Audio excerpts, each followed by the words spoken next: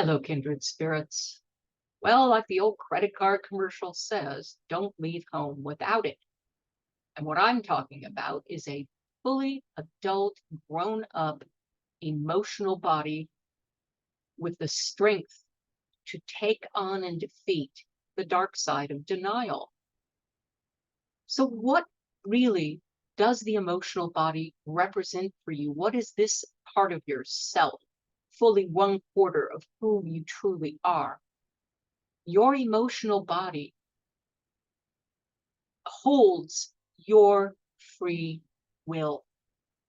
You do have free will that is truly free, even if many religions claim, oh, well, there's free will, but not really free will because we've all been very bad and Eve ate an apple and all that kind of stuff. We got kicked out of the garden and so on and so on. Well, I disagree. We still have free will. The only issue is what shape our emotional body is, because that's the part of us that claims and exercises our free will. Meaning, what do we really want for ourselves? Now, if your emotional body is a 6-year-old child or an infant or in some other wounded state, you will not be able to exercise your free will to the extent you are capable of exercising your free will.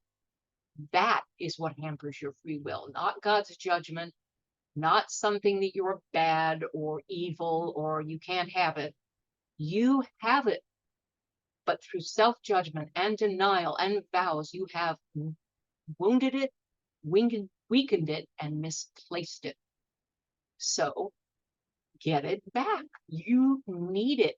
I didn't realize exactly how much I needed a fully adult, healthy, strong, powerful, emotional body until I ran in and became aware of two beings, entities, I'll call them, that I refer to as gaslighters. Although maybe, I don't know, they may have been what you might call demon occupiers. I really don't know. I'm not sure. They didn't behave like the usual judges we find, because yes, when you judge against yourself, you set up judges within your consciousness and they then browbeat you for every presumed transgression and mistake and bad thing you've ever done or said or felt or spoken or whatever. These were different. These had nothing to do with me. These were kind of outside interlopers. Yeah, they call it the dark side of denial.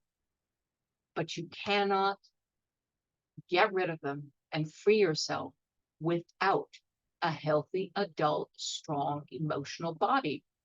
And that healthy adult, strong emotional body can also tell you very plainly what you want for you. Because here's a little secret: God's will is your will. In other words, do you want something? Then God wants it also for you. All right. To make that individual. I mean, you may want world peace, but everybody else has free will too. And your free will ends where their free will begins. So when you talk about free will, talk about it as it applies to you and you alone. What other people do with their free will, unless it impacts you, really isn't any of your business. All right, because they also have free will. And of course, when you exercise your free will, you are also free to experience the consequences of perhaps violating other people's free will and them not liking it very much. So you need that healthy emotional body. You need that adult. Because yes, when you go out or go within and find that dark side of denial, you need all the strength you have at hand to toss it out. So that's what I'm going to talk about next time we meet. Chunking out the dark side. Until then, vaya con Dios.